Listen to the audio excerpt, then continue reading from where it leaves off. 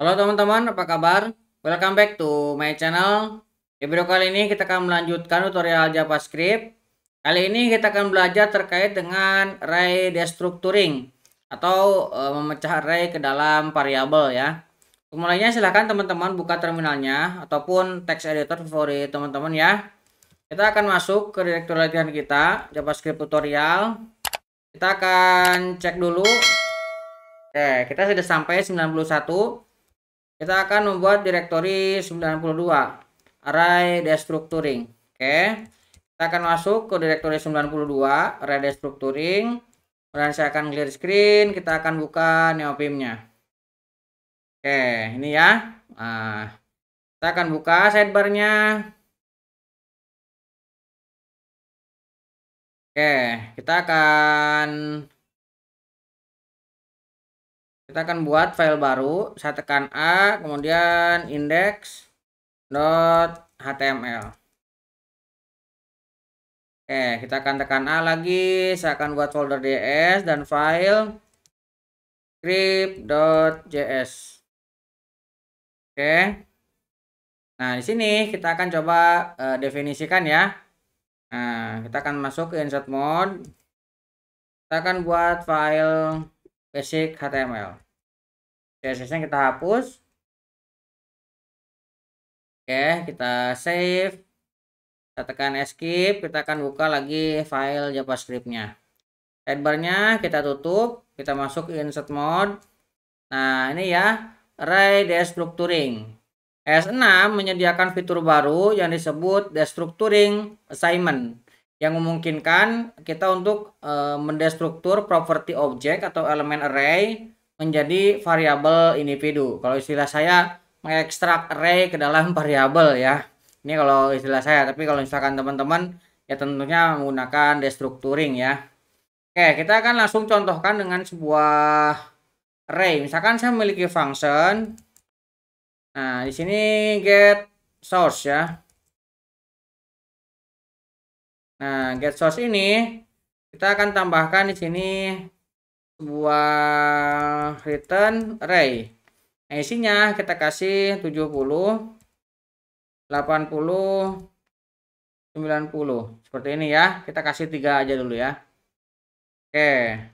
Kemudian di sini kita akan coba untuk cara biasa ya, cara lama. Kalau misalkan kita mau destructuring dengan cara lama, misalkan kita masukkan ke dalam variabel let source sama dengan get source. Nah, kita ambil dari source-nya. Baru di sini kita lakukan deskripsi variabel let. Misalkan kita tambahkan ke x sama dengan source, kita gunakan index 0, kita buat y sama dengan source, kita indeks ke 1, karena kalau array itu dimulai dari indeks ke 0 ya. Kemudian z sama dengan source, ini indeks ke 2. Nah, ini variabel yang kita deskripsikan. Ini cara sebelum ES6 ya. Nah, di sini kita bisa cetak. Nah, misalkan saya mau cetak console.log x, y, z. Oke, ini ya. Kita coba jalankan live servernya. Kita akan Ctrl L, live servernya akan membuka ya. Nah, klik kanan, kita akan inspect konsol. Nah, lihat 70, 80, 90. Ini sudah muncul ya.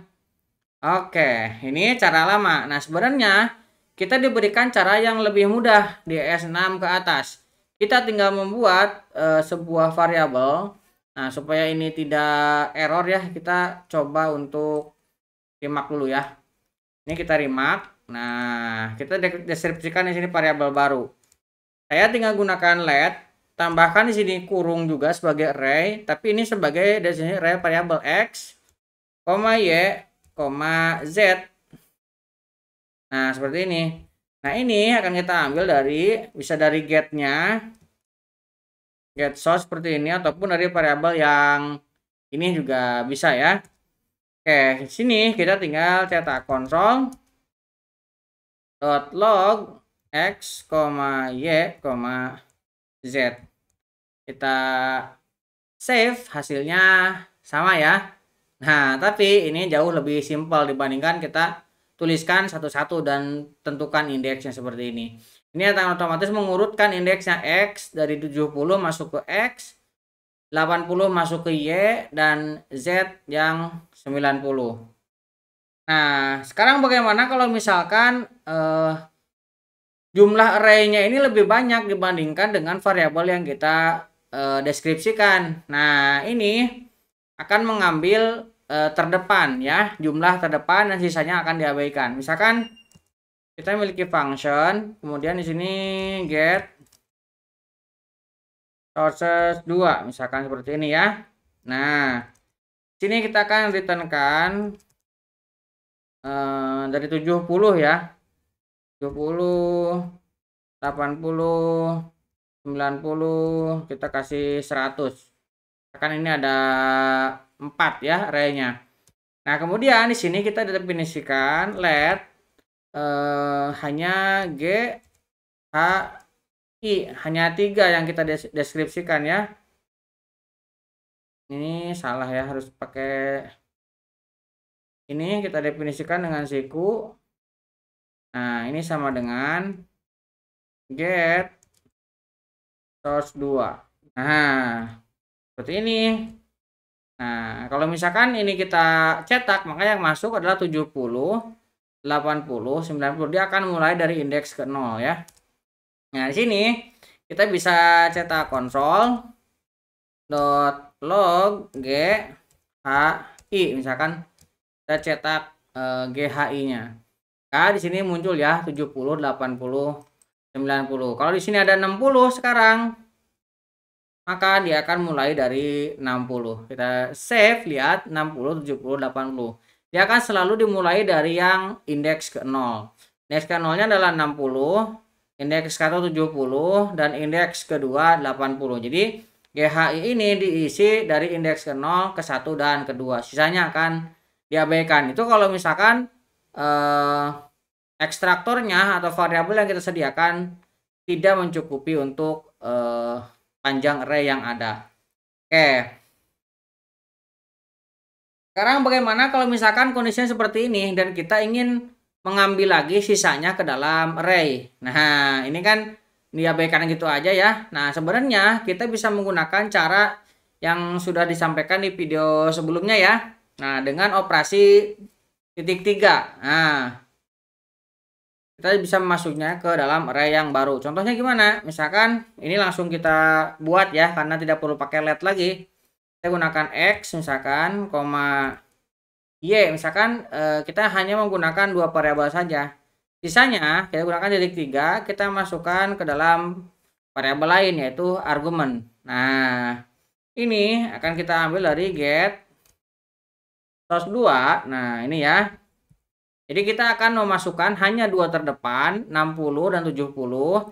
Sisanya 80, 90 dan 100 dimasukkan lagi ke dalam ARGS. Nah, jadi kalau misalkan ini kita cetak console.log, misalkan saya cetak x, ini kita duplikat ya ke bawah. Ini kita kasih y, kita duplikat lagi. Ini misalkan argumen seperti ini ya. Kita save, lihat tuh 60, 70, dan ini sebuah array RGS-nya. Nah, jadi ini fungsi titik 3 ini untuk menampung sisanya yang tidak terdefinisi variabelnya. Nah, itu kalau misalkan kita ingin menampung sisanya ke dalam sebuah variabel. Nah, sekarang kita juga bisa menetapkan nilai default. Kalau misalkan ternyata variabel yang kita definisikan tidak ada di dalam array-nya. Nah, itu juga bisa terjadi ya. Nah, jadi misalkan array-nya hanya 2, kita definisikan 3 variabelnya. Itu bisa terjadi. Misalkan kita membuat sebuah function get items. Nah, get items ini akan kita isi dengan return Misalkan sebuah array 10 dan 20. Nah, seperti ini ya. Nah, kemudian kita akan buat variabel let item sama dengan get item. Kita ambil dari get itemnya. Kemudian kita akan buat let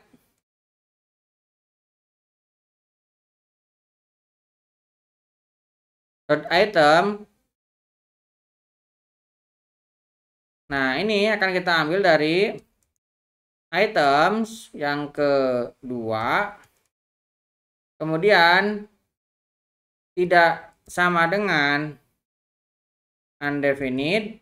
Nah, kita akan cek lagi items yang kedua. Ini indeksnya ya. Karena tadi kita menggunakan indeks untuk mengetahui array ya. Ya kan ini indeksnya ada 0 dan 1. Nah, dia akan ngecek indeks yang kedua. Berarti 0, 1, 2 yang tidak ada ini. Dia akan cek dan dimasukkan ke dalam variabel third item. Nah, ini kalau misalkan kita cetak console.log third itemnya, maka hasilnya adalah 0 ya. Karena kita tadi kalau misalkan dia tidak terdefinisi item 2-nya, maka dia akan membuat 0. Nah, ini cara lama. Sebenarnya ada cara yang lebih sederhana lagi setelah ES6, yaitu kita dengan menggunakan spasi kosong. Caranya kita gunakan array seperti ini. Indeks ke-1 dipisahkan dengan tanda koma ya. Indeks kedua dipisahkan dengan tanda koma. Nah, indeks ketiga dan item ini kita kasih defaultnya 0 seperti ini. Kemudian ini kita akan ambil dari get item. Nah, seperti ini aja. Kemudian kalau misalkan ini kita cetak, maka ini hasilnya akan sama, console.log third item. Kita save. Nah, hasilnya juga 0 ya. Nah, tapi ini jauh lebih sederhana. Jadi indeks ke 0 ke 1 ini dianggapnya ada, makanya dikosongkan, dipisahkan dengan tanda koma seperti ini. Dan yang ketiga ini dibuat variabel. Kalau misalkan dia kosong, dia akan mengambil 0. Kemudian nilai default juga kita bisa definisikan dengan menggunakan variabel. Misalkan gini ya. Saya definisikan let A, B. Nah, seperti ini. Kemudian kita akan definisikan di sini A sama dengan 1. Kemudian B sama dengan 2. Nah, misalkan kita ngambil dari sebuah array yang hanya ada 1 di sini ya, yaitu 10. Nah, ini kalau misalkan kita save console, misalkan kita cetak ya, console.log A, kita akan duplicate ini B. Kita save, maka nah, yang pertama ini kan hanya buat indeks ke 0. Indeks ke 0 defaultnya 1, tapi ini ada 10, maka dia dapatkan 10. Tapi indeks kedua yang B ini tidak ada, maka dia akan mengambil defaultnya 2. Jadi kita dapatkan 10 dan 2. Nah, itu kalau misalkan kita mendapatkan data yang tidak sesuai ya. Nah, kita juga bisa mengatasi masalah nul. Kalau misalkan untuk mengambil data ternyata returnnya adalah 0. Nah, kalau misalkan kita mengambil sebuah function yang returnnya 0, maka itu akan menghasilkan error. Misalkan kita memiliki sebuah function get item 3. Misalkan saya memiliki sebuah function get item 3, kita akan returnkan 0. Nah, seperti ini. Kemudian di sini kita akan cetak, misalkan kita buat X sama dengan 1, kemudian kita buat Y sama dengan 2. Nah, ini akan kita ambil dari get item 3. Nah, di sini ya. Nih, kalau misalkan kita save, nih ya, lihat ada error ya. Nah, karena kita menggunakan null returnnya. Nah, ini harus kita cek dengan atau dia sebuah array kosong. Kalau misalkan dia null, dia akan mengambil array kosong. Kalau misalkan kita save, nah ini tidak error dan kita bisa mendapatkan defaultnya. Caranya sekarang tinggal cetak console.log x, y misalkan seperti ini ya. Kita save hasilnya 1 dan 2. Nah, walaupun return dari functionnya adalah null. Nah, ini bisa kita tambahkan validasi seperti ini. Nah, kita juga bisa melakukan destructuring array bersarang. Nah, array bersarang ini artinya ada array di dalam array lagi ya. Nah, misalkan kita memiliki sebuah fungsi get profile. Ini function get profile. Ini kita memiliki array bersarang. Kita akan returnkan misalkan ini sebuah array. Pertama namanya pojok, kemudian kode. Nah, kemudian di dalamnya kita memiliki array. Nah, misalkan red, ini green, ini E-nya kecil aja. Nah, kemudian blue, ini red, green, blue, RGB ya. Nah, kemudian ini kita mau tampung nih di dalam sebuah variabel. Let, misalkan kita kasih first name, kemudian middle name, kalau enggak last name ya langsung ya. Last name, kemudian kita definisikan juga di sini sebagai array. Color 1, color 2, color 3. Nah, seperti ini. Ini akan kita ambil dari get profile dari sini ya. Nah, kita save. Nah, kita sekarang tinggal mencetaknya. Misalkan kita akan cetak hanya 2 aja, console.log first name dan color 1. Kita tinggal save, lihat hasilnya pojok dan red ya. Berhasil kita dapatkan berarti dari array yang bersarang. Nah, kita juga bisa melakukan destructuring array untuk yang array-nya itu variabel. Kita untuk variabel ada beberapa yang bisa kita destructuring. Misalkan kita kasih ini aja notes ya, menggunakan array destructuring. Penggunaan destructuring. Jadi ini penggunaan yang sering dilakukan untuk array destructuring. Yang pertama ini untuk bertukar variabel. Jadi ini untuk menukar variabel kita dengan cara tadi ya, bisa dengan misalkan ini saya membuat A sama dengan 10, kemudian B sama dengan 20. Nah, kemudian di sini kita akan tukar. Misalkan array-nya A, B sama dengan B, A.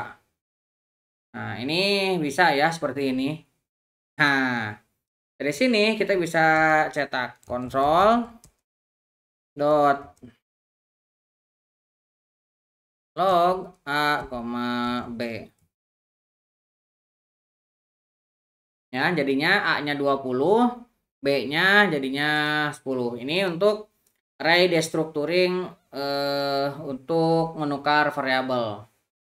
Terus juga kita bisa gunakan juga untuk mengembalikan banyak nilai. Nah, 2 ya. Mengembalikan banyak nilai. Contohnya, misalkan saya memiliki sebuah function start. Nah, start ini kita akan kasih A, B. Nah, kemudian di dalamnya kita akan returnkan